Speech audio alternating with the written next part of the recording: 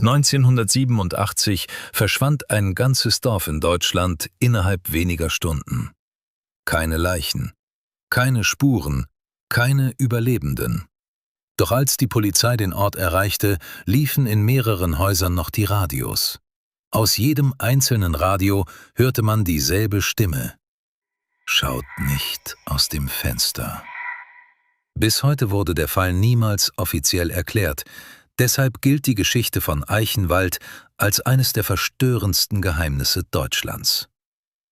Tief im Süden Deutschlands, zwischen Wäldern und verlassenen Landstraßen, lag das Dorf Eichenwald. Ein vergessener Ort mit kaum 300 Einwohnern. Besucher kamen selten hierher, nachts wirkte das Dorf beinahe ausgestorben. Die Bewohner hielten sich seit Generationen an dieselbe Regel: nachts niemals allein in den Wald gehen. Die Älteren behaupteten, dort Stimmen zu hören, nicht menschlich, nicht tierisch, etwas anderes. Dann kam der 14. Oktober 1987. Dichter Nebel zog durch die Straßen. Der Himmel war pechschwarz. Gegen 22 Uhr bemerkte der Funkamateur Karl Brenner ein seltsames Signal auf einer alten Frequenz. Zunächst hielt er es für gewöhnliches Rauschen, doch dann hörte er eine Stimme. Langsam, verzerrt, fast unmenschlich. Schaut nach 1:13 Uhr, nicht aus dem Fenster. Immer wieder derselbe Satz.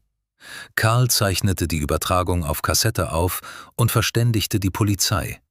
Doch noch bevor jemand reagieren konnte, meldeten immer mehr Bewohner dieselbe Radiosendung. Manche schworen später, die Stimme habe sogar ihren Namen genannt. Kurz vor Mitternacht spielten die Tiere im Dorf verrückt, Hunde jaulten panisch, Vögel flogen gegen Fenster, Kühe versuchten ihre Ställe zu zerstören. Und dann wurde plötzlich alles still. Zu still. Nicht einmal der Wind war noch zu hören. Viele Bewohner verriegelten ihre Türen, andere beobachteten nervös den Waldrand. Dort erschienen plötzlich weiße Lichter, schwebend, lautlos. Langsam kamen sie näher. Um exakt 1:13 Uhr fiel im gesamten Dorf der Strom aus. Absolute Dunkelheit. Genau in diesem Moment begann das Klopfen. Nicht an einer Tür, an allen Türen gleichzeitig. Später fanden Ermittler Tonbandaufnahmen davon. Das Klopfen klang nicht menschlich, zu präzise, zu gleichmäßig. Dann hörte man Stimmen draußen, Stimmen von Familienmitgliedern, von Menschen, die eigentlich im Haus hätten sein müssen. Eine Frau glaubte, ihren Sohn draußen weinen zu hören. Ein Mann hörte die Stimme seiner längst verstorbenen Mutter. Und dann machten die ersten Bewohner den Fehler, aus dem Fenster zu schauen. Danach begann das Schreien. Nicht normales Schreien, etwas viel Schlimmeres. Als würde ein Mensch gleichzeitig unvorstellbare Angst und unerträglichen Schmerz erleben. Die Schreie verstummten abrupt, einer nach dem anderen, bis Eichenwald wieder vollkommen still war. Als am nächsten Morgen eine Polizeistreife das Dorf erreichte, bot sich ein Bild, das viele Beamte nie wieder vergaßen. Autos standen verlassen auf den Straßen, Haustüren waren geöffnet, das Essen stand noch auf den Tischen, doch die Menschen waren verschwunden.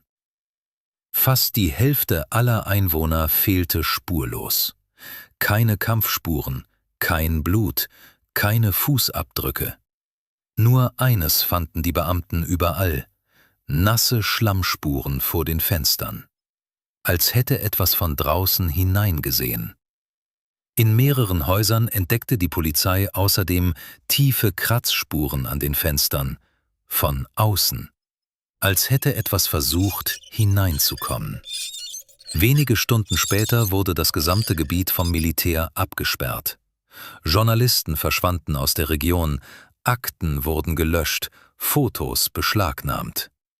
Und nur wenige Wochen später verschwand Eichenwald von allen offiziellen Karten Deutschlands, als hätte es niemals existiert. Die Geschichte wäre vermutlich vergessen worden, doch im Jahr 2004 tauchte Karls alte Kassette erneut auf. Die Aufnahme war stark beschädigt, doch am Ende hörte man plötzlich etwas, das zuvor niemand bemerkt hatte. Nicht eine Stimme, Dutzende. Flüsternd, panisch, durcheinander. Und zwischen all den Stimmen hörte man immer wieder denselben Satz. Es hat gelernt, hereinzukommen. Danach folgte ein Geräusch, das bis heute niemand identifizieren konnte. Ein tiefes, unnatürliches Patmen, direkt neben dem Mikrofon. Dann hörte man Karl flüstern: Es steht hinter dem Fenster. Die Aufnahme endet dort. Doch das Verstörendste wurde erst später entdeckt. Techniker stellten fest, dass die letzten Sekunden der Kassette gar nicht aus dem Jahr 1987 stammten. Sie wurden Jahre später aufgezeichnet. Zu einem Zeitpunkt, an dem Karl Brenner bereits seit über 10 Jahren vermisst war. Und manche glauben, dass das Signal noch heute existiert. Tief irgendwo zwischen den Wäldern. Immer um 1:13 Uhr nachts. Wartend, dass jemand antwortet.